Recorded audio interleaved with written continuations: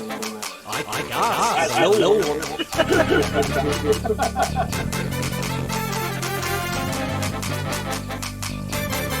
love him the way that I love you. Drop the mic there.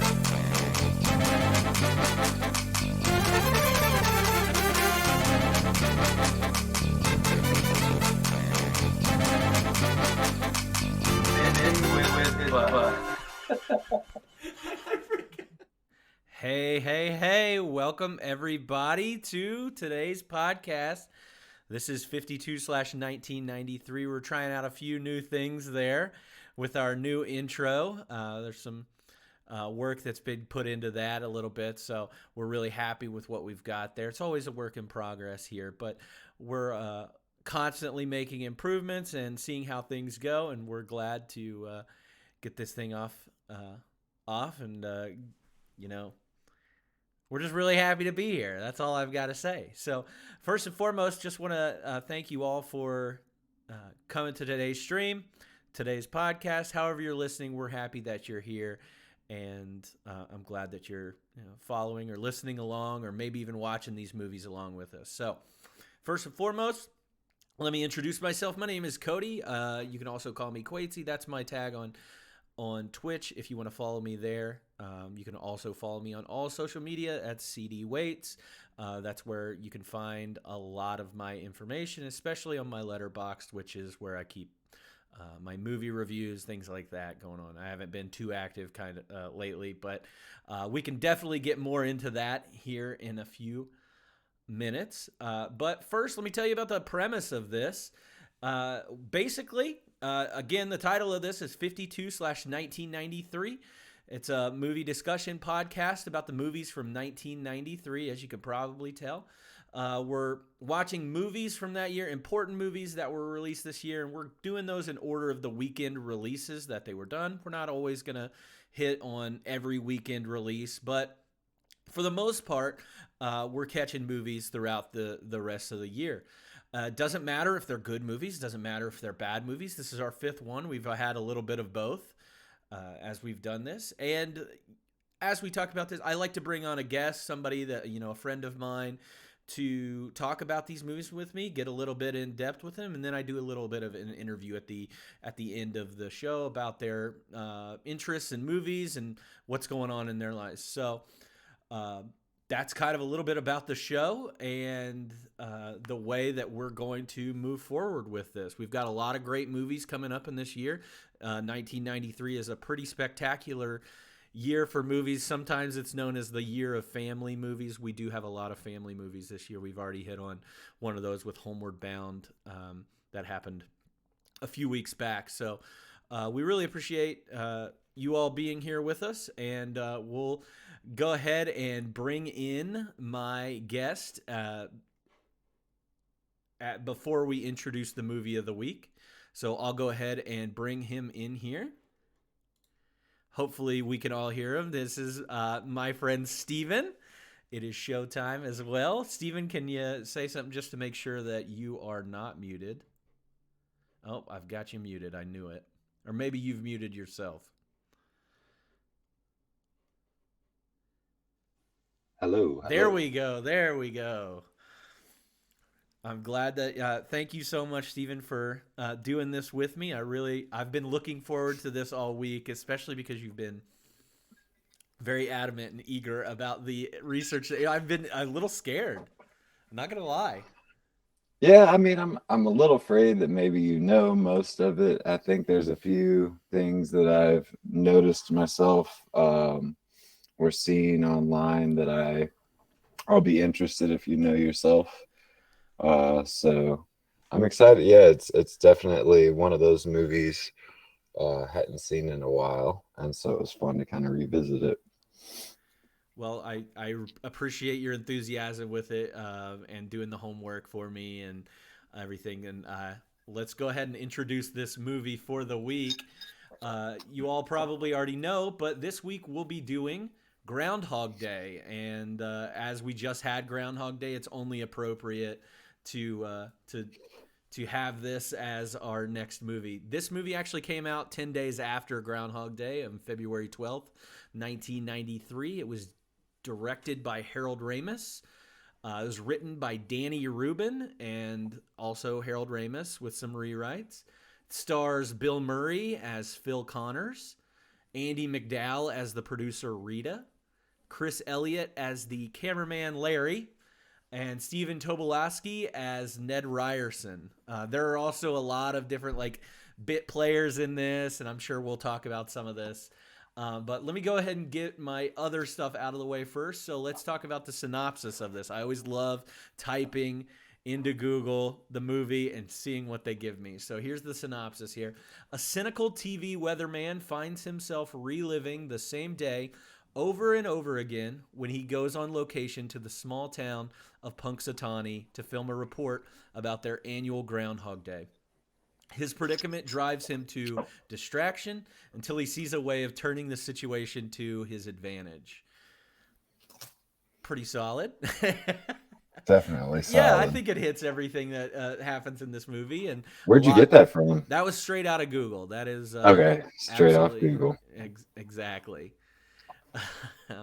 And this had a budget, and I kind of had some conflicting numbers on this budget in here, but it was $14.6 million was what I found. I saw somewhere from that to $30 million. The box office that it pulled in was about $105 million. So okay, one of the most successful that we've talked about so far in this year. It's a number 12 on the list of the box office grosses this year. So didn't make it into the top 10, but still for a lower budget movie, $14 million movie, pretty solid. This is also the highest Rotten Tomatoes score we have so far at 94%. However you want to, take Rotten Tomatoes scores for what they're worth. And IMDb, this has a score of 8.1 out of 10. So certainly one of the better reviewed movies that we've talked about so far. Absolutely. I mean, I think it's a classic for a reason, right? Yeah, it is absolutely a classic, and the legacy that it has upon movies, it shines through. So let me just list off some of these legacy things before we break the movie down a little bit. So it's ranked number 34 on AFI's greatest comedies list, the top 100 comedies list. It is ranked 27th of the greatest screenplays, also done by AFI. I've seen it on several lists as one of the greatest movies of all times. These lists often have 200, 500 different movies on them, but it's always up there. And there are a lot of movies out there for this movie to make those kinds of lists. It was turned into a musical in 2016. I've not seen it or heard any music from it, but I do know that there was a musical based on this. There's a virtual reality video game about Phil's son that was created in 2019. I don't know how good that game was. The meaning, even the words Groundhog Day have a different meaning in our lexicon. Whenever something's, monotonous or happening over again, it's almost synonymous with deja vu as a word or phrase that we use in our English language. This movie was also selected by the Library of Congress to be preserved in the National Film Registry in 2006. And then you could also say, not that time loops have ever been not done in movies or books or any kind of media before this, but after this, you see a huge rise in things that it's become more popular. So movies like Source Code, Edge of Tomorrow, Happy Death Day, Palm Springs, shows like Russian Doll, where the entire premise is a time loop.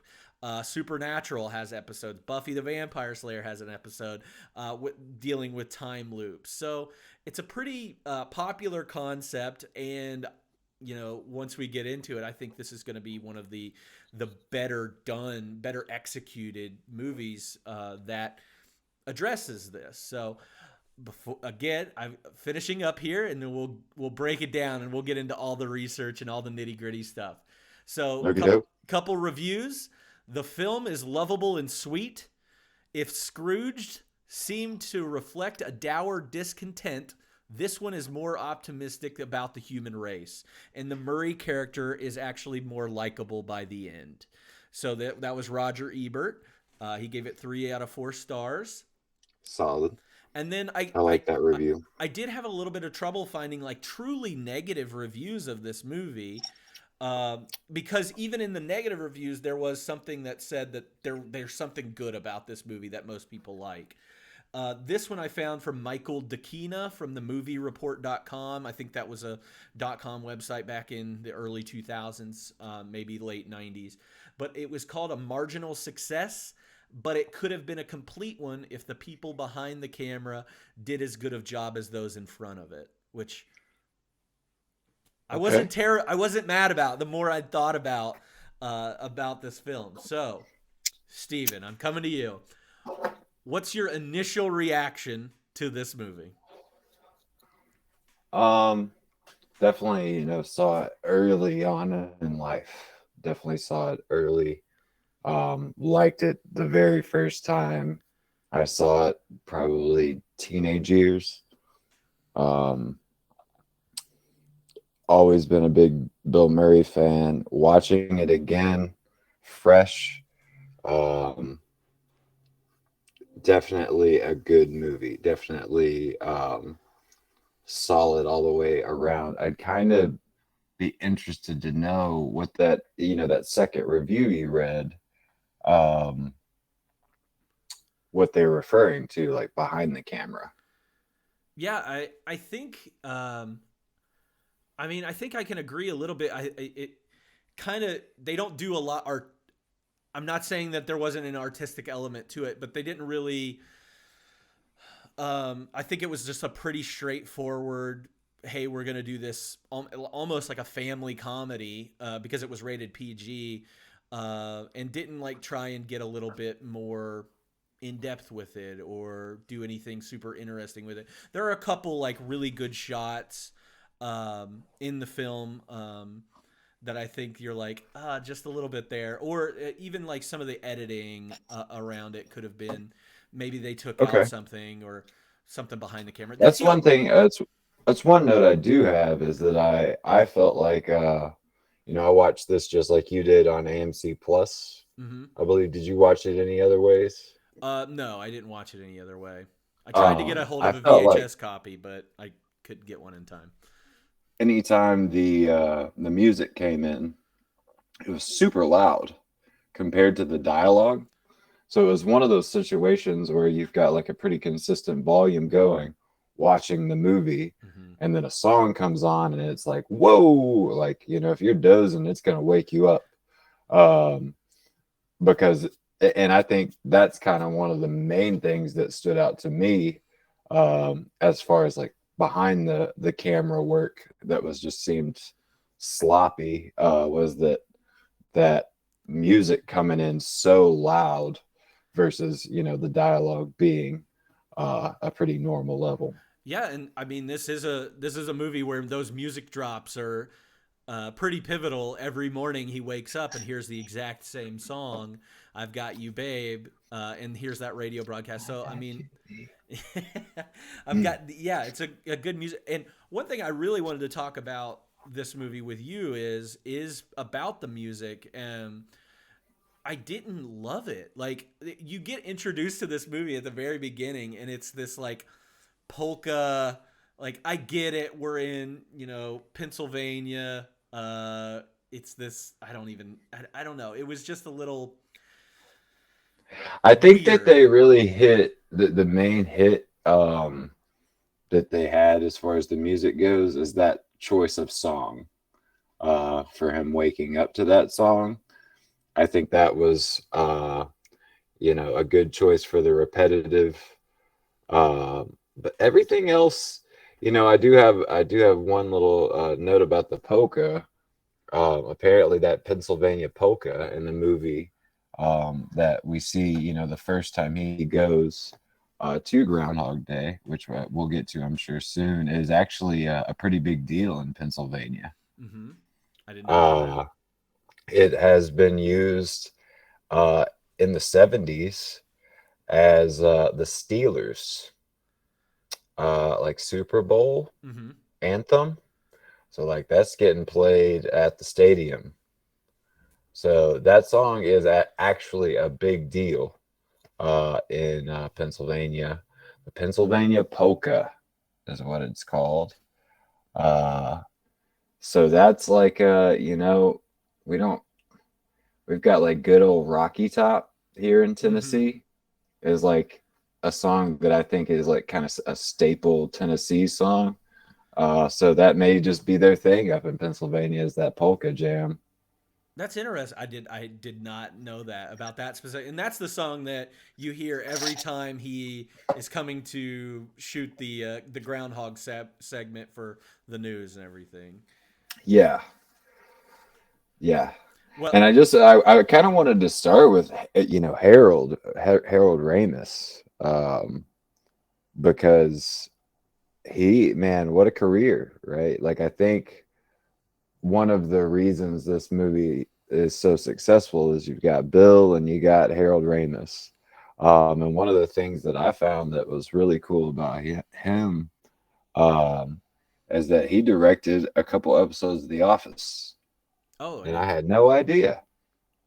I did not know that he did any of The Office. Harold Ramis, of course, famous for uh, movies like I think he directed Caddyshack. I think that was one of the first ones he did. Yeah, like him and Bill had worked on Stripes and Caddyshack and Ghostbusters, Meatball. Like Harold Ramis had done Animal House, Meatballs. I mean, you're talking about a deep career. And what's really interesting that I hope to talk to you more about is their relationship Mm-hmm. going into this movie, and kind of what it seemed like from what I've looked at, what each of them wanted from the movie. But I thought, yeah, that's super cool. Like some really good standout episodes of The Office.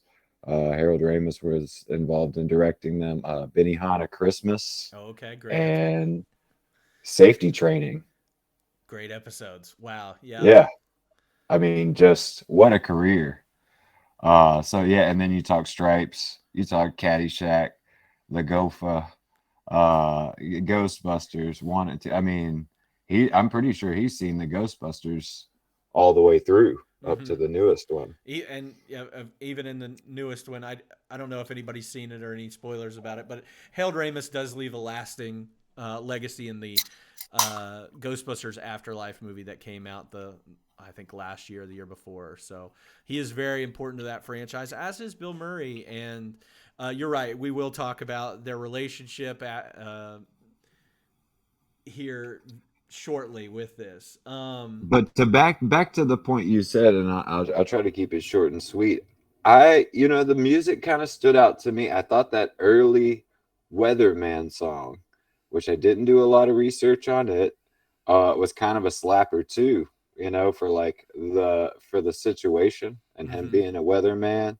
Uh, Everything starting out that there was a weatherman song. Yeah. I thought that was pretty cool. Um, so yeah, uh, I love the establishing of him, kind of being a jerk, um, but not like full blown. He's not a jerk at 100%. But he's kind of sick of going out to this, place in Pennsylvania, which leaves us where we get to. Um, I think that you're right about him establishing like them early on, establishing him as a jerk, a little bit of a chauvinist. Early on in the movie, he's like, I don't, I'm better than this. I've got major networks looking at me. And it's kind of reflective of Bill Murray as a person as well. Like, that is Bill Murray. And, I was going to pull this out later.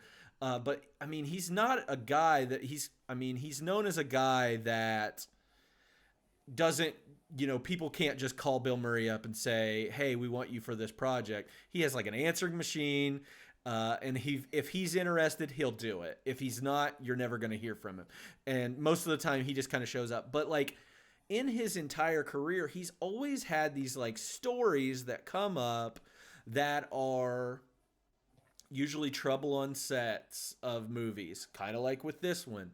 Uh, what about Bob? Him and Richard Dreyfuss had some back and forths. Uh, there's Charlie's Angels, Lucy Liu.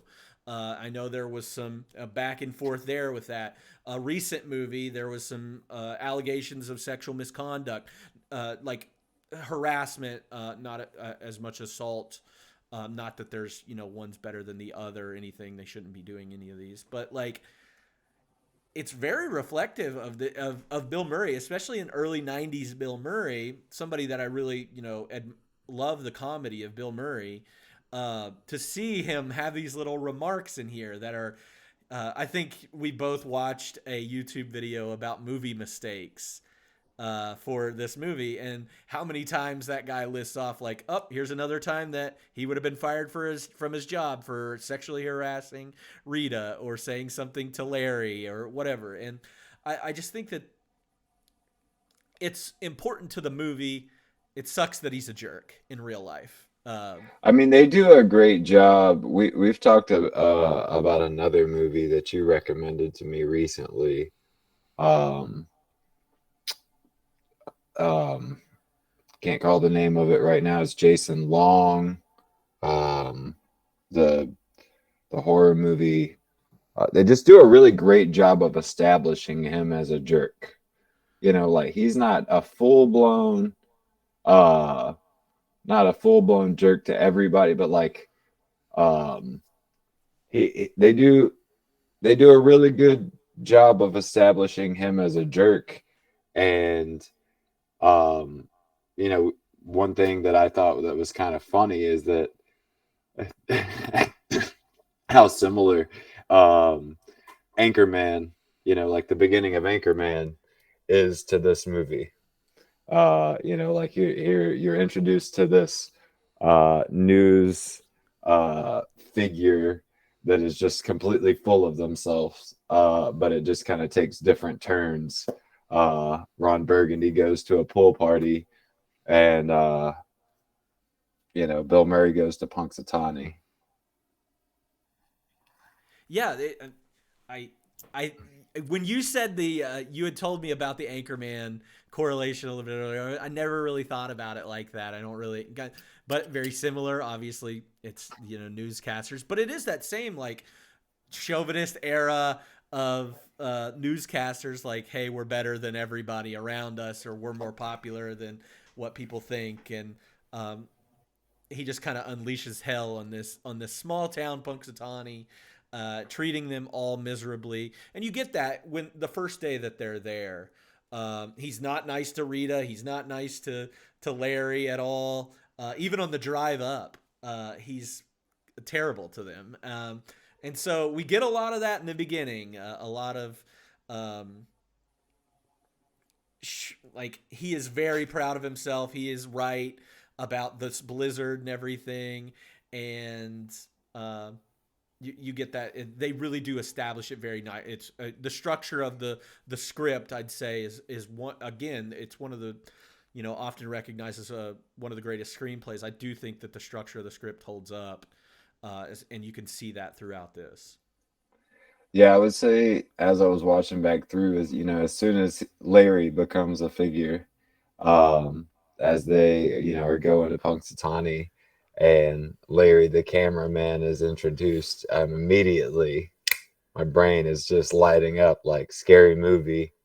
Um, uh, also he's the bad guy in like Snow Day, and I don't have his name written down. I'm sure you Chris do. Elliott, yeah, Chris Man, Elliott. Chris Elliott like immediately jumps out as almost like Christopher Lloyd, Dennis the Menace bad guy. Uh, Same kind of bad guy, like his teeth are all in Snow Day. Oh yeah. Something about Mary. As soon as they like introduce him, my brain's firing. Like, what is he from? And immediate is like, grab my strong hand from Scary Movie. And so Mm-hmm. I'm already in. Like, I love the casting there. And then with Rita, that you're introduced to Rita, and I would say Annie McDonald is I haven't seen her in a lot else. Um and so I'm still not sold on her, at the Hmm. intro of all this.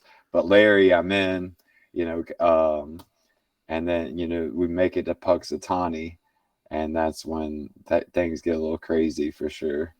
Yeah, I I think Annie McDowell was in a very sweet spot uh, at this point in the '90s. Uh, she's kind of hitting her stride as like I think she was a model before this, um, and then yeah, Four Weddings and a Funeral is another movie that she's in. She's the one of the romantic leads in that movie, and she kind of hits that stride here. I also kind of throw her in with Mary Steenburgen. If you know who Mary Steenburgen is, she is Okay. from uh, back. I remember the first time I saw Mary Steenburgen. I believe it was Back to the Future 3. She's the woman that Christopher Lloyd falls in The love with in the Western, the West. Western Yes, Back to the Future. they both have that same kind of vibe there. The dark, long, curly hair, the kind of almost like a little bit of southern twang in there, a little bit. Um, I had a big thing Yeah. for Mary Steenburgen. So I'm Annie seeing in the McDowell's. chat too. Yeah, man, like a really good example of how what a jerk Bill Murray is in the midst of this travel to Puxatawny and interacting with Larry and Rita and establishing what a jerk he is calling himself the talent. Yeah, it. I think. Does he say it more? No, he just says it the one time. But I thought there were a couple different times where they refer to him as the talent. But like Phil doesn't even stay at the same hotel that they stay at. He's at this bed and breakfast. Like they're treating him And how he's they. not even happy with the bed and breakfast either. Oh no. Well, he hates Yeah. this town. I mean, one of his Yeah, he just lines hates early it. on is, and we have a friend that he's got it tattooed on his body. They're Hicks, Rita. That's how he thinks of this midwestern town, like Well, and it's in year Western number Pennsylvania. 4, right? I It's think which he's one? been it's year number 4 that Okay. he's gone to Puxatawny. I think that was I didn't write that one down. I mean, it could be year 6. I remember it being like it being said kind of early on in the movie that like, Hmm. he's done this. This is somebody at the oh yeah, it's the other anchor early on. That's like isn't this year 4? And I think he says year 6 maybe. So he's been doing the Groundhog Day report. Yeah. Um, so kind of, then you get into like the Veronica story in Anchorman where she like wants Hmm. better stories. But yeah. Anyway, then once we get to Puxatawny, I mean, you kind of understand why he might hate it. Yeah. And these things happen to him. Like bad things happen to him. He runs into an old, I wouldn't say friend from a high school that he went with, Ned Ryerson, who Yeah. is annoying, a life insurance salesman, just like won't leave him alone. He steps into that puddle. He doesn't get the coffee that he wants. He's just having a bad day altogether. Uh, does his stupid report, just wants to get home and can't leave because of the weather that he predicted wouldn't happen actually keeps him in the town. So, uh, you know, that's how we get back to Punxsutawney, and that's how this movie really gets going. Yeah. And that the plot of this movie is driven by the fact that every morning is February 2nd to Phil. He wakes up at 6 a.m. and no matter what he has done the day before, it doesn't matter. Like it does not matter at all. He has to relive this day over and over. He can change things, but has to relive this day over and over. And I don't think he fully gets it until I mean, we don't know what day this is for him here. Like we don't know, but Mhm. it's the third time that they show him living this life, and that's the first time he assaults Ned. He punches Ned whenever he comes up to him. He goes and gets drunk at the bowling alley with those two guys from the diner. They have a car. He, just is starting to think about this, and he's like, what if there was no tomorrow? What would you do? And so he kind of, goes off on his journey to do whatever the heck he wants to do. And it starting by running away from the cops here, driving drunk, driving on the railroad tracks. And Yeah. from day three on, but from day three on, it's just a lot of taking advantage of this situation. Like, well, I'm Yeah. stuck here. I'm gonna He just kind of goes accept through this. phases, right? At Yeah. first, when he wakes up, he realizes he's stuck. He tries to fix it for a little while.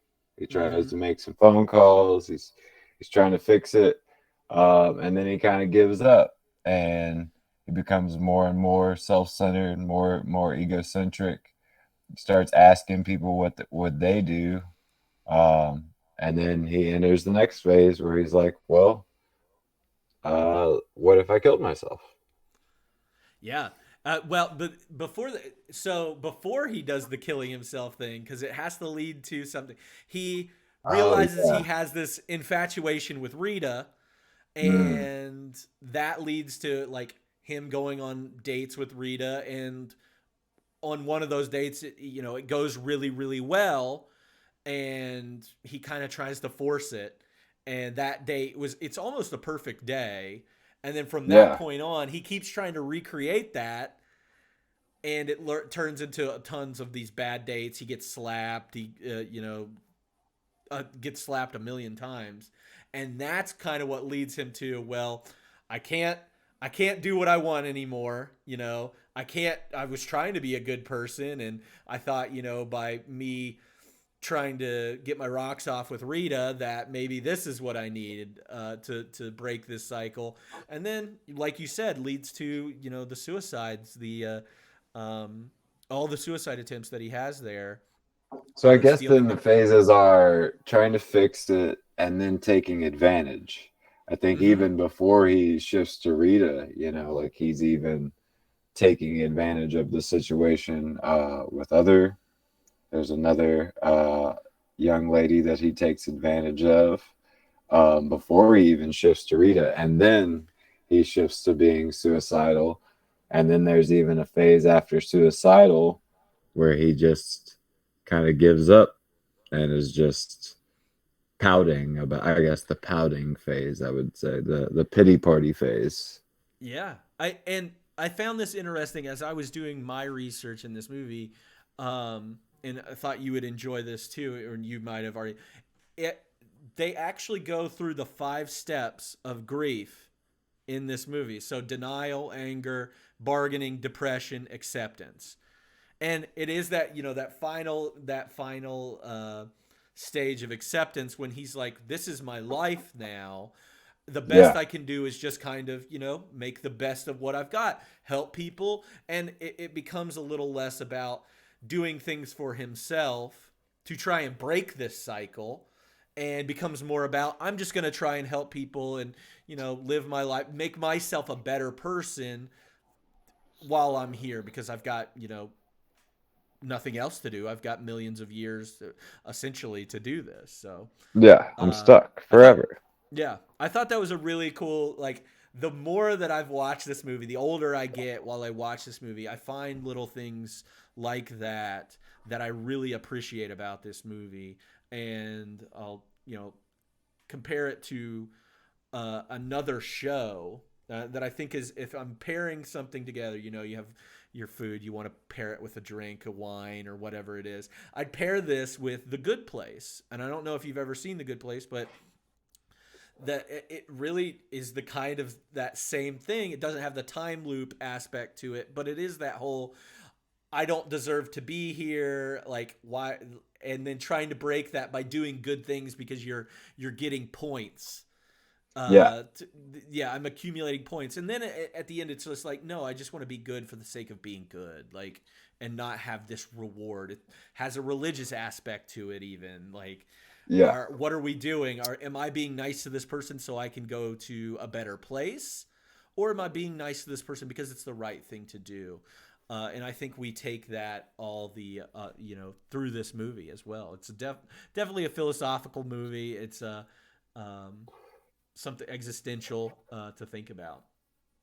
yeah, definitely. And I think because of that, that's I think what lands it um in that area of a classic is because not only do you have good acting, a good plot, a good premise, The message is kind of is learning that investing in others is more fulfilling than kind of seeking out uh, all at all times what you want.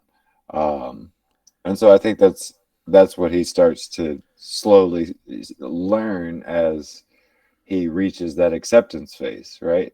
Mm-hmm. Mm-hmm. And I love to see the journey the whole way there. I mean, there's a lot of comedy that's been like, I don't even remember how long the movie is. I want to say it's a little under 2 hours, probably, a little over an hour and a half. But they shove a lot of comedy in here, a lot of great lines in here, a lot of great situations. Even some of the suicides are comical. He steals the Yeah, groundhog, for instance, and the groundhog's driving. It's a little funny, like. Um, and Larry gets some good lines after he crashes I out kind of of like the I like the toaster, the toaster the grab from toaster. down in the breakfast, I down in love the the I love her reaction to it whenever the yeah. lights go. She's just like, "Oh my." I Oh love that. my, yeah. Oh Yeah, my. I mean, there's a lot of I think that's where obviously he's trying all these ways, and he ends up listing them off, Mhm. um, and talking about being poisoned and burnt, and there's a really good clip of that, and I think that's when he starts realizing he's trapped, and so starts investing in others slowly, and that's how he eventually breaks it, right? What? Yeah, yeah. This is when he starts to. I think you put it great. Like invest in himself and invest in the people around him, and this is when he starts. He starts by maybe it's the old man. He keeps seeing this Yeah, old Am man I right or am I who right or am I right? Right, he's right, begging for right. money. exactly, and he's begging for money. And realizes that every day this man dies. Yeah, And he's like, even when he takes him to the hospital, she's like, sometimes people just grow old. Sometimes people, uh, they're just too old and it's their time. And he's like, not today, because I mean he knows he has that inside information. He tries millions of different things to try and get this guy to live, and thought maybe that was his journey. And I love that part of the movie because it is like you can't fix everything. and There I are think some things that out of brings your us control. yeah, and that brings us to the saddest part of the movie, right? At which I think speaks to what you talked about in the stages of grief. Um, is to me, I think the part that got me choked up the most, I don't know if you agree, is when he's giving CPR to the old man. And Yeah, in kind the of, I alley. think that's when acceptance happens, right? Hmm. I Kind of do even think like that is looks to the the sky. I think that's the crux of the movie, and like that's when the real change happened. Not that he's not like trying to save this man, but I still do think there's an inkling there when he is trying to save this man. Like, this is my mission. This is the Yeah. reason I'm stuck here, is because I'm meant to save this guy. And I think this was his final breaking point of, I cannot change everything. I cannot control everything. Sometimes bad things just happen to people. And I just need to, yeah, like you said, I just need to make the best of this while I'm here. And Yeah. he does numerous other things that we see throughout. I mean, this guy's basically a superhero for the rest of the movie. Saves the kid Well, I from mean, he falling off the has lots of tree. good days. He has lots and lots of good days before the loop is broken, right? Mm-hmm. Yeah, and that's what's really interesting about what is it specifically that helps him break the loop then. Yeah, I What think what would you say? I like the part. I think it's the same timing where he basically he has that whole speech to Rita, like "I am a god" kind of thing, and he just Yeah. talks about knowing every single person in the town, and knowing like everything about them. He's been there Walks her that through the long. diner Yes. and tells her each person's story. Yeah, even though he still manages to throw in a sexist remark about Nancy in there, which I was like funny, but also not at the same time. Yeah. Um, yeah, walking her through that, and that's when she's like, I'm going to spend the rest of the day with you. And that he's not trying to impress her at that point. He's truly just like, this is how I live my life, and I do this every day. And she's buying it, and they have a really, really good Well, and I day think that together. leads us to cutest moment of the movie when he's like reading to her. She's falling asleep, right? Mm-hmm. I really So like that moment between the two of him because he's trying so hard to hold on to it and she's falling asleep, just waiting for 6 a.m. And that's another cute moment right before that when she thinks it's going to happen at midnight. mm-hmm. I had kind of forgotten about that. That was really, I don't know. That was really like, I think the music during that moment was very, very nice, as well as like Mm-hmm. them trying to stay awake together was really Yeah. nice. You get to see a little bit of his skills too. You get to see the card throwing into the hat Oh, and yeah. stuff. So um, I don't think that's What the does he say? same. 4 to 5 hours for a month or something, 6 weeks, Yeah, four to five yeah, hours for 6 weeks, six something weeks, like and that. you can, yeah, be an expert. I think that once you get into it's less comedy in this part of the movie. It's more that romance. It's more the redemption story for Phil during this time, and then it does get to that final day. I'm not trying to rush through anything. I feel like there's a lot of stuff we could talk about. But Oh, like yeah. he goes through that final day. Basically, he tells Rita like, "I'll see you later," Yeah. and then does his day. He I got to run does some his book. errands, is what he Yeah, says. he's got to run some errands. He's got to help the lady with her tire. He's got to catch the boy that falls out of the tree. He's got to save his real life brother, but the guy who's like in charge of the groundhog from choking on a steak. He's got all these things that he's doing throughout the day. And it's not important for him to spend that day with Rita, but it was important for him to spend that like the day before. Yeah. Uh, sorry, I know you were reading the chat. It's Yeah. ridiculous, but it was important for him to have that day with Rita the day before. Like essentially, that's like the day before this, Yeah. and this is his like day. This is the perfect day for him. He's not necessarily checking off things on his box, but he's just having he's doing what he wants to do, and it ultimately leads to the groundhog dinner scene. It leads to Rita bidding for him at the man auction, which is a weird thing to say. Very weird. The man auction with a great comedic moment Poor by Larry. Larry. Poor Larry. She gave 25 cents for him. 25 cents for Chris Elliott. Poor guy. Oh, poor guy. And he was really hoping Nancy was gonna be the one that won him, but no. And then he gets to spend the rest of that time with Rita, and somehow throughout all this, she ends up staying with Phil throughout that night, and they wake up on what you think is another February 2nd, or he wakes up on a February 2nd.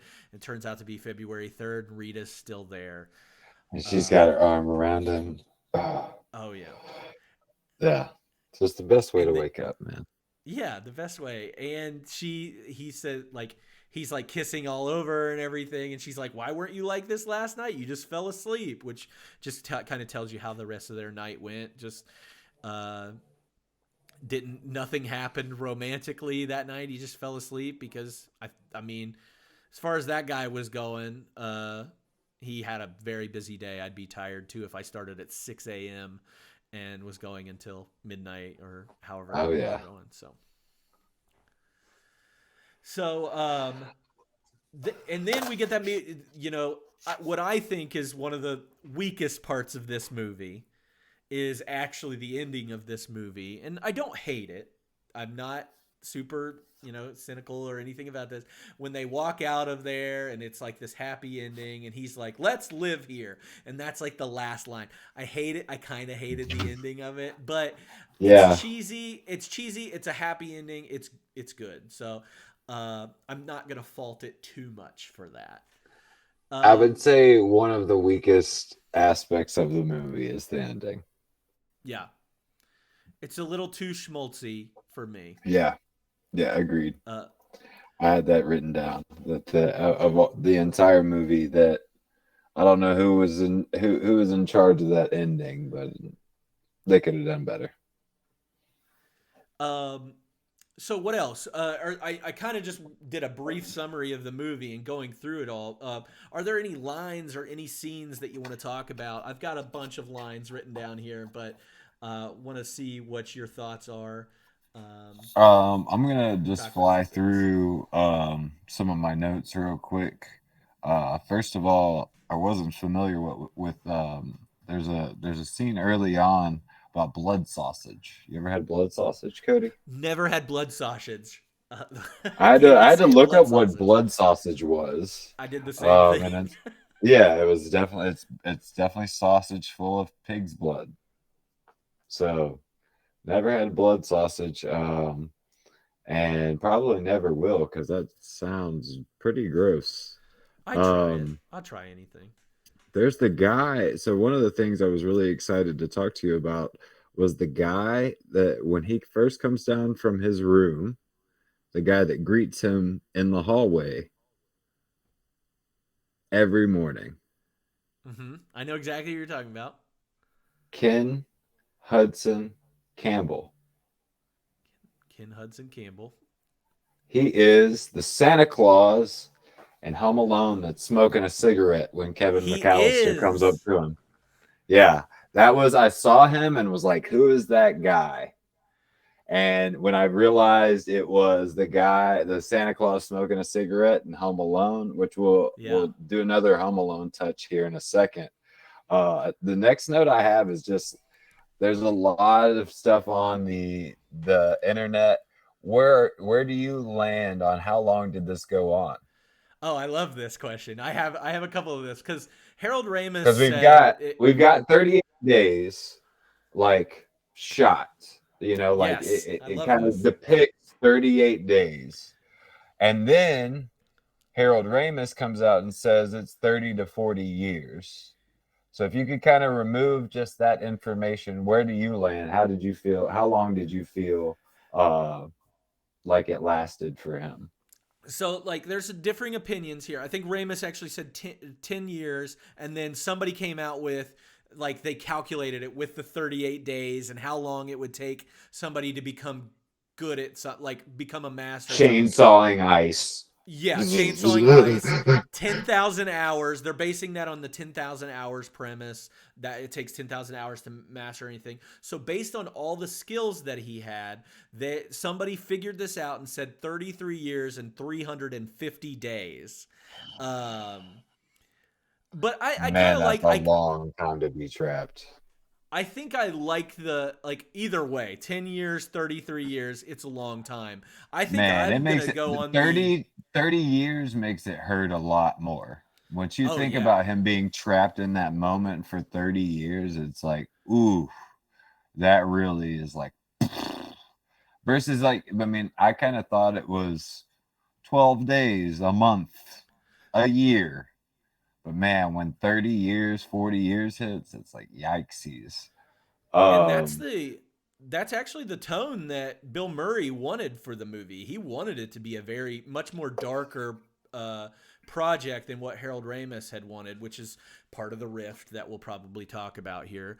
But yeah, yeah, definitely the I 30 guess to 40 years is where I Harold stay. wanted the more comedic side, and Bill Murray wanted the more philosophical side of things, and that's where they kind of clashed. A couple actors that I do want to mention that popped up early on in the movie when he first goes to Groundhog's Day is you've got Buster who is announcing at the event, and this guy's got just the deepest career. He was involved in Caddyshack, Scrooge, National Mm-hmm. Lampoon Vacation, the Christmas National Lampoon's Christmas Vacation, a deep, deep cut. He was a voice in Brave Little Toaster, Mm-hmm.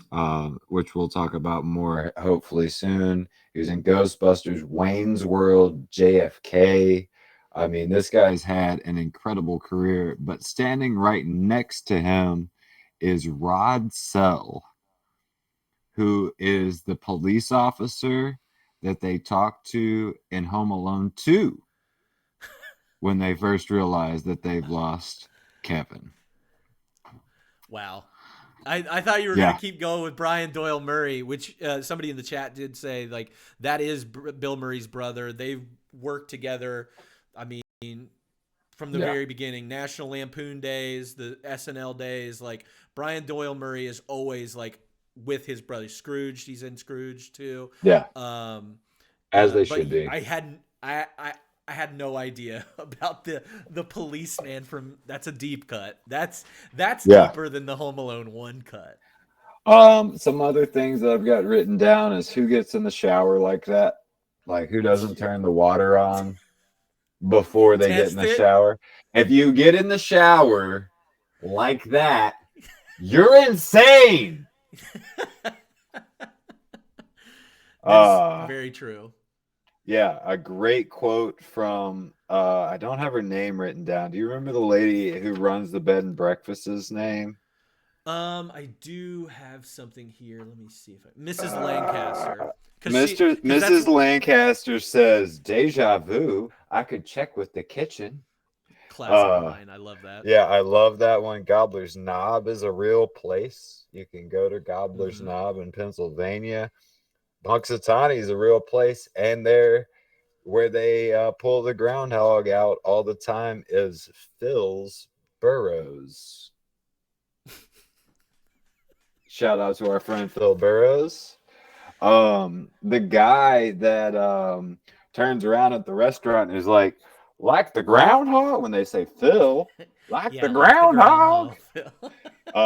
Rick Dukamoon is the limo driver in Blank Check, and he's in Little Monsters. He's in a lot of stuff, a ton of stuff. And then we get Harold Ramos making a cameo. Um, uh, let's see, Miss Lancaster. One thing that I thought was really cool is Miss Lancaster was in a few movies that I was like, I really recognize her. I think it was from the United States of Leland and or Red Eye. Okay. Um, the poem by Sir Walter Scott, Unkept, Unheard, and Unsung, is amazing. Um, they looked at Tom Hanks. They tried to get Tom Hanks instead of Bill Murray for this role. Um, Bill Murray is the godfather of one of Harold Ramis's children. Um, Michael Shannon's in this movie because he made his debut. Yep, Michael Shannon, classic They actor. raised a whole family of groundhogs for this, and multiple of them bit Bill Murray during the filming. The kid that falls out of the tree became a news reporter, and all the clocks in the diner are frozen to the time that they stopped at. So yeah, Oh wow. yeah. You came really prepared. I like that.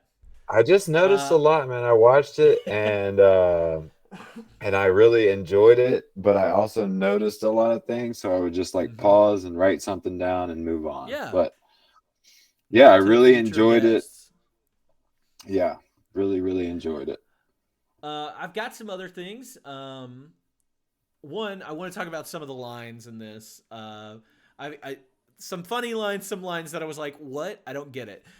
First, near the beginning, it's that third day before he has the car chase with the people. The drunk guys. One of the other guys says, "Give me your keys. Friends don't let friends drive." That I just love the line, "Friends don't let friends drive." In that same scene, he's also talking about. He says, "It's the same thing your whole life. Clean up your room. Stand up straight. Pick up your feet. Take it like a man. Be nice to your sister. Don't mix beer and wine ever. And oh, yeah, don't drive on the railroad track. I've never heard anybody like, is that a lesson that maybe we just didn't get taught? But like, don't drive. That's not a common one. I've heard all the Maybe other that's a ones that he said. Pennsylvania thing, is don't drive on the Don't railroad drive it. I tracks. mean, I think it's just a smart thing to not do, but it's not a common like, don't do that. It is Yeah, not I mean, common. I've never in all my craziness considered driving on the railroad tracks. No, no. Never once. Um, No. Larry's got some great lines. When Phil steals the groundhog, Rita says, "Why would anyone steal a groundhog?" And Larry says, "I can probably think of a couple reasons. Pervert." 11. um, there are That's a some good lines one. that Phil says that I use, not obviously not every day in my life, but how'd you sleep? You tossed and turned without me, didn't you? He says that to Rita. Yeah. Mrs. Lancaster asks him, "Did you sleep well, Mr. Connors?" And Phil says, "I slept alone, Mrs. Lancaster." I just think he's such a good dick in this. Like, he's so Yep. funny. And Um, what a good way to, like, there with Miss Lancaster, what a good way in the 90s to show that you were like above everybody else to need espresso or cappuccino instead of coffee. Like that was the Starbucks of the 90s. Yes, the espresso, yeah, cappuccino. I believe, like, you could probably name like a ton of '90s movies, and there's probably something in them about cappuccino. Yeah, cappuccino, and that's why they're like asserting their status. Because Hmm. I need cappuccino, not coffee. Not coffee. I'm better than the coffee. Yeah, I'm better Um, than the I coffee. I really like, and this is one of those things that changed from the original script writer to Harold Ramis's version of it, because the other one was a little bit too lighthearted too, and it was a little bit darker. But like that whole scene between Phil and Rita, where he asks her to name her perfect man. And she's Mm. like, listing off things. He's intelligent, supportive, and funny. And he goes, me, me. I love that entire uh, segment there. Morons, your bus is leaving. I thought that was really funny. Yeah, Um, I could Rita saying, "I could never love someone like you. You only love yourself." And he says, "That's not true. I don't even like myself." I I've mean, got that that's written down as well. um, I like the I'm not the God, but I am a God. I yeah, love that line. Uh, yeah, not not the God, but a God. Yeah, that a was god, or great. at least I think, yeah. Just some great line. Any other lines that you could think of? Um, I think that's it. I think that's all that I have written down. Um, do you think it holds up? Does this movie hold up? Yeah, yeah, I think it's a really great lesson. I mean, you know what I do for work. I'm a mental health counselor, and I I really I believe in the message. I think that's really what kind of takes a movie up a notch for me is like when I believe in the message of the movie. And I really do think that investing in your people and and even not your people and those people around you into your community, into your society, is one of the best things you can do with your life. So I love the message of it. So I definitely say it holds Mm-hmm. up. Yeah, I had the exact same thing written down here. I think, like, when I was a kid, I think I'm dropping some frames here. I think this movie's hilarious, just because of the funny stuff that happened. The "I got you, babe" thing. I used to go around my house singing "I got you, babe" all the time, and only because of this movie. Um, the only thing that I think I have a problem with is, that the more I learn about Bill Murray and kind of how big of a jerk he is, but I also am like, I don't think you get this. Like, you mentioned Tom Hanks was up for this role, like was considered for this role. I think Tom Hanks would have been very good in the same thing. I think he would have done a good job, but he doesn't quite have that like biting sarcasm that Bill Murray does and does well. I think they turned And him. again, They to his decided not to have him because he was too sweet. Like he was too kind. He was too, and he mhm. did, like you're saying, he didn't have that biting sarcasm. And also in the '90s, Tom Hanks was up for every role, every leading Yeah. male role. So This would have been like small potatoes for Hanks at this point cuz I mean, he's getting ready to absolutely do Philadelphia, Forrest Gump. He is in the peak on a of his tear. powers. Yeah. We talked about this a little bit, but Bill Murray, and Harold Ramis didn't speak after this for up until a few months before Harold Ramis's death in 2014, and it was just because of creative differences for this movie. Like we said, Ramis wanted a lighter movie, Murray wanted a darker movie, and I think there were just some other things that Murray not getting his way and Ramis just being the director and being Mm, like, sorry, try this is how it's not gonna to go. misquote this, but apparently Harold Ramis's daughter wrote in her book that there was even a physical altercation where Harold Ramis grabbed Bill Murray by the collar and pushed him up against the wall. Yeah, I mean, I don't doubt it though. I mean, this is the same Bill Murray that punched Chevy Chase in the face on the set of Saturday Night Live when he came back. I don't think Bill Murray's afraid to get into it with somebody. And I think there's been a couple other altercations, not just Harold Ramis wise, um, Hard to that work with, I in his think, you career know? he's a little hard to work with. And I've seen people love Bill Murray and love to work with him too, but I've also seen the bad side of him, and it I does definitely you want to talk talk about you somebody else soon that I think has been notorious for being hard to work with that somehow ends up being one of the greats still, despite the difficulty working with, other people. yeah. We always I feel like we villainize Chevy Chase, and deservedly. He's not Yeah. a great person, but he does fall in the same. Like Bill Murray's no saint either, and a lot of our heroes kind of act like idiots. Christian Yeah. Bale, uh, Stanley Kubrick, they act the exact same way and get away with a lot of stuff, but um, it's not as much anymore. A couple other facts that I had. You hit on most of them, honestly. Um, you This was mostly filmed in Illinois. They tried to find some spots in Pennsylvania, but Punxsutawney was just too small for what they wanted. Even Gobbler's Knob, which I learned because of Groundhog Day this last week, is out of town. Like it is like a like campground esque area. They have 40,000 people that attend that every year now. It's insane. Yep. But most of this was filmed in Woodstock, Illinois. Like all of the in scene, like a lot of the scenes, bed and breakfast, town scenes, everything was filmed in just outside of Chicago. Um, the other thing that I wanted to say was that I thought this was a good one.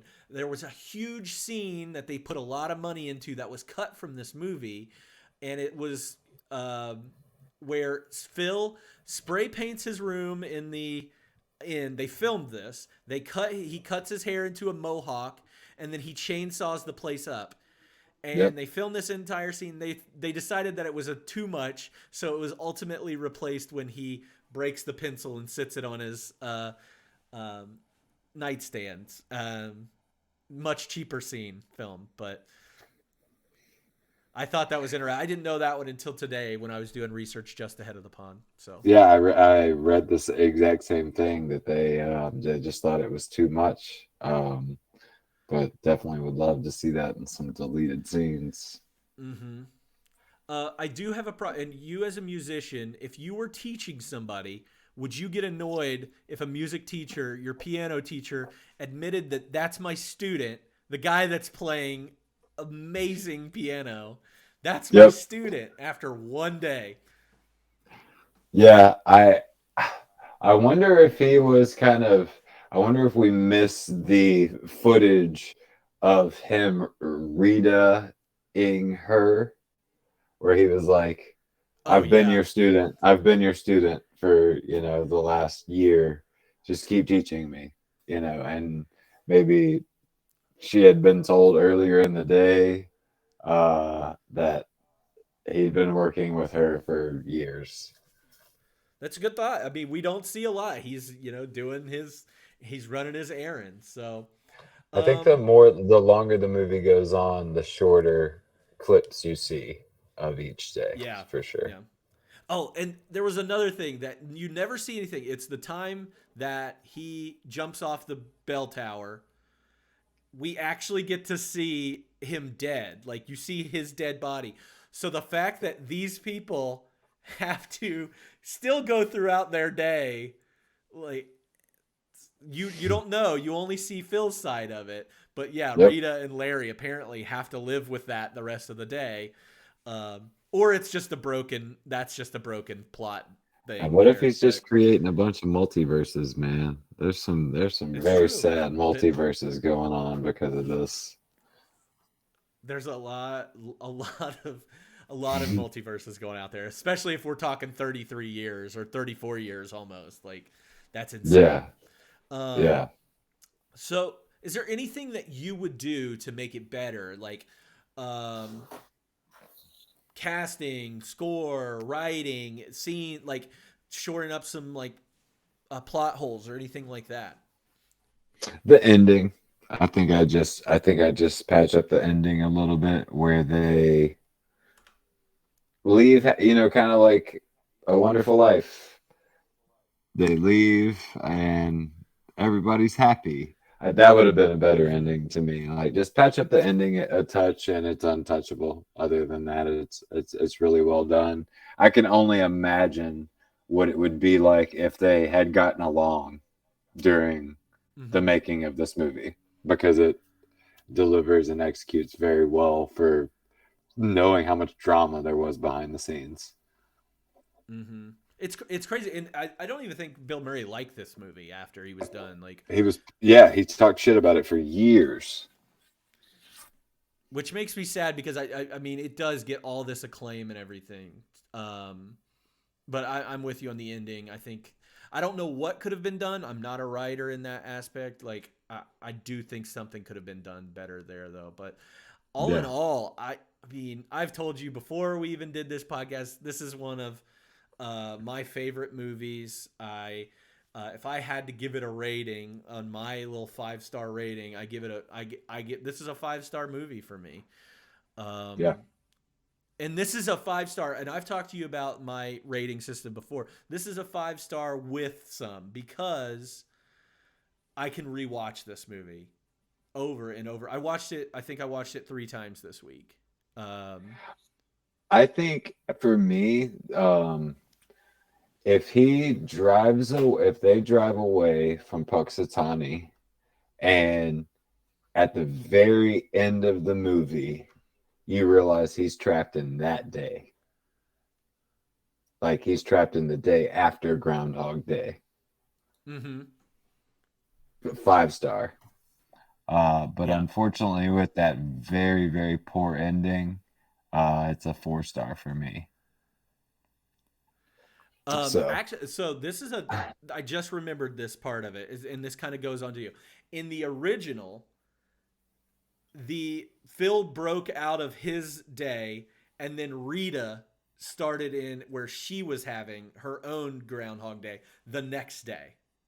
exact dude, 5 stars. If that's the ending to the movie, 5 stars.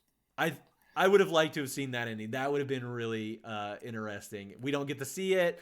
I don't necessarily need the sequel. I don't need to see Rita's Day, but knowing that she's stuck in a Groundhog Day, I think I would really, really like that. Either way, either he's trapped in that day, or we get presented with Rita's Groundhog's Day now. 5 stars. The Mm-hmm. ending is so bad.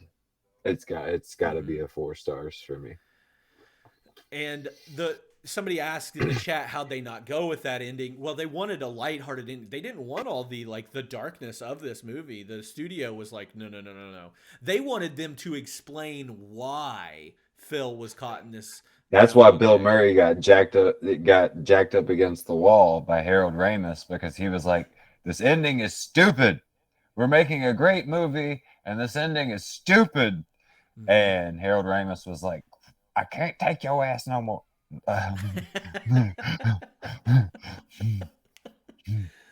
Well, I think we, you know, I think this is the best movie that I've seen so far. This for 1993. All love to Dead Alive. I think that is a much different movie, and Shout out something Homeward that I Bound. could. So, shout out to Homeward Bound, Shadow, Chance, Sassy, love Yep. you. But this one has taken the cake. And but one thing to say, in the future, you've looked at the list. We've got some really, really, really great movies coming up this year. And sure that some I of them will dethrone Groundhog Day. I think we've got several 5 stars on the list. Since this is Hmm. a 4 star for me, I think we got several 5 stars. So I look forward to following along for sure. Yeah. Well, Steven, this is the part where I always ask my guests some questions about their movie taste and everything. I think we've covered everything for Groundhog Day, and if we think of anything, we can always insert it. But I want to ask you a couple questions just to get your takes on everything. I love to hear different opinions, what people like, and maybe there's something out there that I'm missing that I need to watch. So I always start with, what's your favorite movie, or if you have a top five or top whatever, what are some of those movies? Um, the movie that is the standout movie among them all. Um, and I could talk about a top five, but I won't because number one is so good, and that is Eternal Sunshine of the Spotless Mind. Um, I could literally get choked up right now talking about it. I I think it is a 6 star movie because not only does it deliver on incredible cinematography, incredible acting, an incredible message. Yeah, I'm getting choked up now just talking about it. The music in that movie is so moving to me. Um, Eternal Sunshine of the Spotless Mind is the number one movie I would recommend to anybody. Uh, Hmm. that was the different. It was the first movie that I saw that was a film, that hit every box and made me think about it for months afterwards.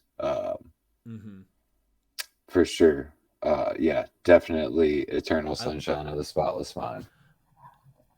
I love that movie. I love that choice, and I think that is not to it's not comparable to a Groundhog Day movie, but in the Mm-mm. same sense, it is because like it is a movie that surface level I think anybody can enjoy, and Mm-hmm. you get the plot straight from it. I think it's a very unique and well written plot as well, but I think that uh, the deeper you dive into this, like I think the last time I watched Eternal Sunshine, I thought I wasn't even focused so much on Joel and Clementine's story as I was the story of Kirsten Dunst's character and Mark Ruffalo and Elijah Wood. Like that story is very fascinating, and it happens in the almost in the background of this central plot point. No The spoilers. I won't casting give in out that, anything, yeah, but the cast in that movie. I mean, you should, it should. I see in the chat it's on Spencer's list now. Man, it should fire to the top of your list on cast alone because you got Jim Carrey, you got Kate Winslet, you got Mark Ruffalo, Kirsten Dunst, Elijah Wood. Who is the doctor? Cody. Tom Wilkinson is the doctor's Tom name. Wilkinson. I mean, just went off with the cast. David Cross is in the Oh yeah. background as a background character. I mean, just went off with the cast and one of the most profound films I've ever seen for sure. I think it's a Charlie Kaufman written movie. Michelle Gondry, I Uh, think, might be the director. I don't. just amazing. And like, if you have seen or know anything about, I'm not comparing these again. These are not movies that are similar, but like similar in the way that it's just such an original idea. Like Everything Everywhere All at Once. It's very original. It's a very, a heartwarming story surrounded by this high concept sci-fi stuff. That is what you're getting with an Eternal Sunshine. I love it. I love That's that a pick. good. That's such a I'm good pick. glad you bring that up because that is a good. That's the best. That's the only movie I've seen in the last decade that has even made me question, um, is Eternal Sunshine my favorite movie anymore? Because it everything everywhere all at once. You and my brother recommended to me for I feel like at least 6 months. And so there was a lot of build up. Both of you wanted me to see it, and it delivered on every aspect as well. Um, so yeah, I would definitely, as far as like newer films, Everything Everywhere All at Once is the only thing I've seen in a long time, that would even be, like, uh, get thrown into my top five. Um, Mm-hmm. but it may take very well may take the number two spot, as time goes on here. I think it may be my number two movie forever. But anyway, yeah. That's a great. I did not expect to talk about Eternal Sunshine, but I love that choice. Do you remember a movie that you like? Maybe the first movie you ever saw when you were a child, or like your favorite movie that you had when you were a child? I mean, a few things come to mind. I remember being just enthralled with The Mask and Jim Carrey from the get-go. That that was I don't know how old I was, but The Mask was just, it's that underdog story where he gets to go out and be who he is. And man, I remember going to the video store, not Blockbuster, but like Video 2000, and my mom and dad being frustrated because I just wanted to rent that movie over and over again. Um, but at the house growing up, man, we watched a lot of Disney. I love The Brave Little Toaster. Talk about another underdog story, The Lion King, um, Beauty and the Beast, A Bug's Life, Sword in the Stone, uh, anything Disney early on, like early Mm-hmm. days, was just made me who I am. So yeah, Jim Yeah, Carrey is number one always and forever for me. yeah, he's great, and I hope that I hope I'm still doing this next year for 1994 because that is the Jim Carrey ultimate year. You get The Mask, Ace Ventura, and Dumb and Dumber. All three came out that year. It's just I mean, And that's that's what I started untouchable as on. an actor. Yeah, I started on the funny stuff, and then, with Truman Show, The Majestic, Eternal Sunshine, I could go on and The on Truman with Show. it. Mm, Yeah, I mean, the more serious roles he did, the more I just fell in love with him. He yeah. uh, what is the Charlie Kaufman one? Man on the Moon. Like, he just, what an incredible career, and I'm so thankful because I was worried for a while that maybe he wouldn't be around forever because I feel like there's two sides to that brilliance, and that one of it is the all the excitement and the fun and the laughter of it, and then there's a Mm-hmm. really dark side that you and I have talked about recently with Philip Seymour Hoffman, Robin Williams, that Robin has Williams. made Yeah. yeah had made has made me really thankful to have Jim Carrey still around, and his art is really cool for sure. So Yeah. Anybody else that like? You kind of already answered my next question about favorite actors. Anybody else that really sticks out? Jim Carrey, obviously important to you. man, I was a big fan of Heath. I was a big fan of Heath Ledger for sure. Knight's Tale, 10 Things I Hate About You, Dark Knight. I thought Heath was incredible. Definitely. wish I could have seen what he did, but I'd mainly stick with Jim. Um, Ryan Gosling's pretty cool. The United States of Leland is one of my favorite movies. I like him and um, from back in the day. But yeah, I'd mainly stick with Jim Carrey. Mm-hmm.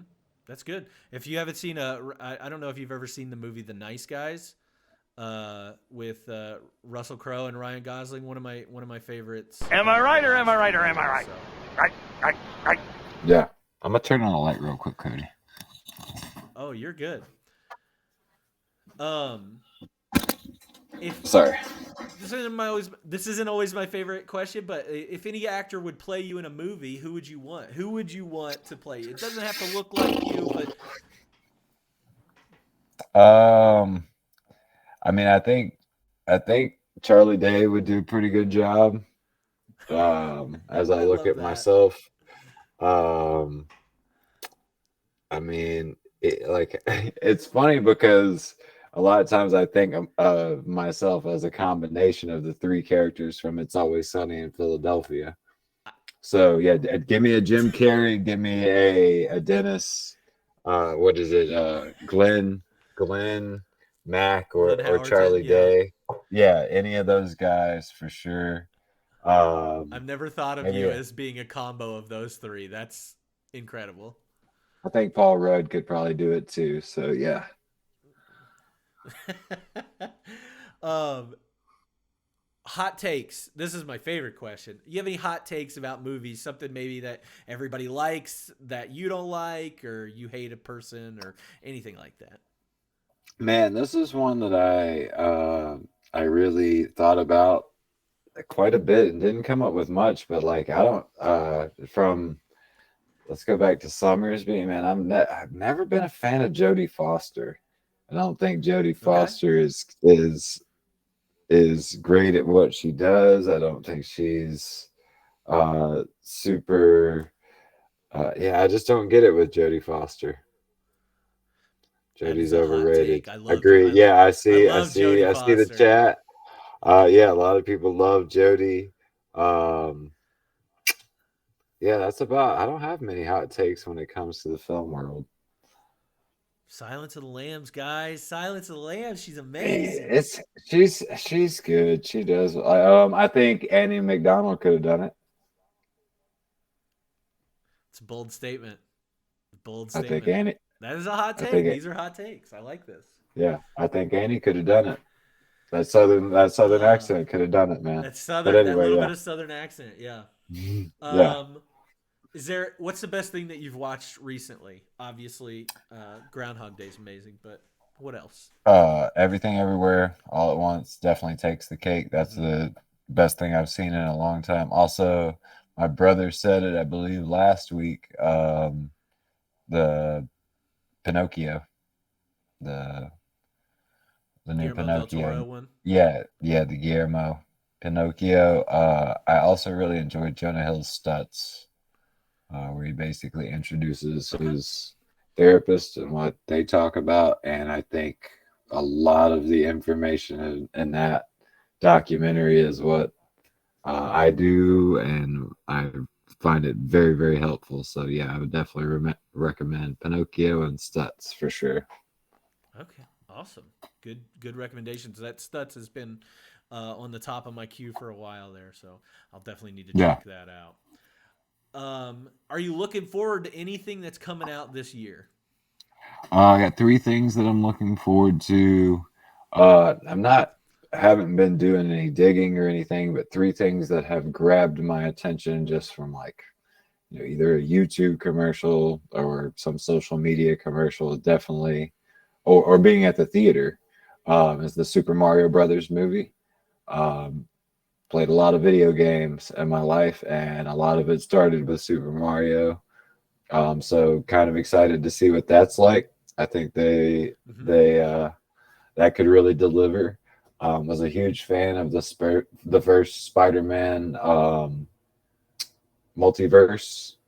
So I'm looking forward to seeing Across the Spider-Verse this year, and then Oppenheimer, the Christopher Nolan Cillian Murphy.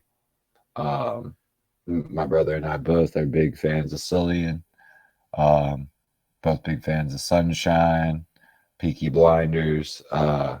I kind of feel like Cillian can do no wrong almost. So, uh, really interested in seeing what the atomic bomb family was all about.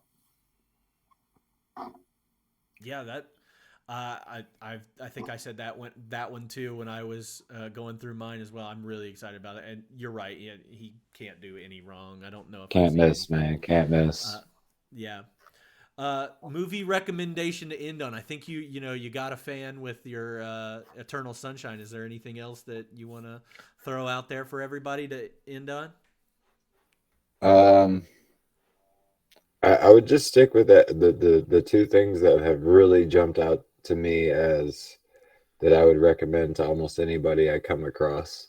Everything Everywhere All at Once is something I would recommend to um, the newer crowd. I mean, it keeps you on the edge of your seat. Eternal Sunshine's a little slower. Um, it is about the feeling. It's more about the music for me.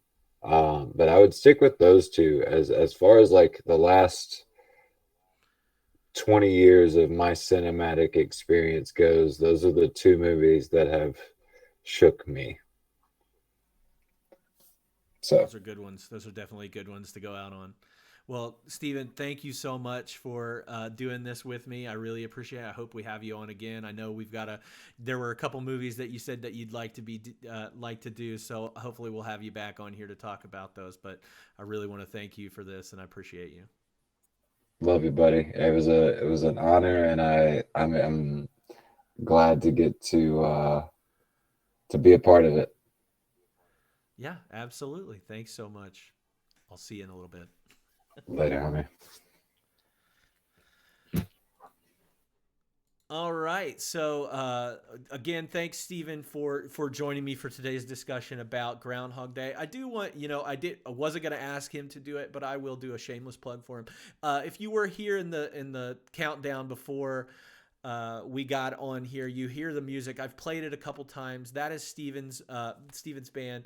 Then there was us. He's a really great musician. I advise everybody to go check that out. I think he obviously he's streaming on Spotify. I'm sure there are other places, but I'm not sure if I asked him if to plug himself, he would do it. So I wanted to do that for him. Again, just a really accomplished musician, one of my oldest friends, and I really appreciate everything that he's done for me. He also helped me out with the new theme song. We'd worked on that a little bit, and he really delivered on that one. I love that theme. So. Before I let everybody go, I just want to thank everybody for attending today, all the new followers that we've got. Hopefully you'll join us for future broadcasts that we have.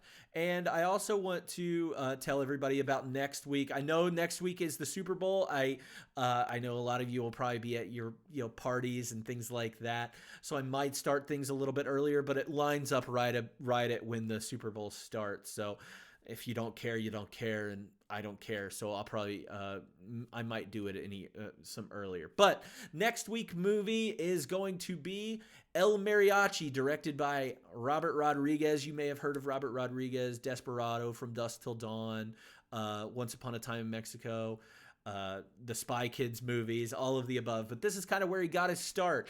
And so we'll be watching El Mariachi with, I don't know who the guest will be at that time. I'm not sure if it is in English or not. I think it is in English. But I could be very wrong about that as well. If I'm going into this completely blind, which I really love to do. So I think you can stream that one right now. I think it's on Prime. And if you don't have Prime, I'm sure you can get that on VOD in any other way and rent that from any of the places that you watch those things. But El Mariachi next week, and I look forward to talking about that with my next guest. Again, appreciate all of you so much. This has been 52/1993, and I hope you have a good rest of your weekend.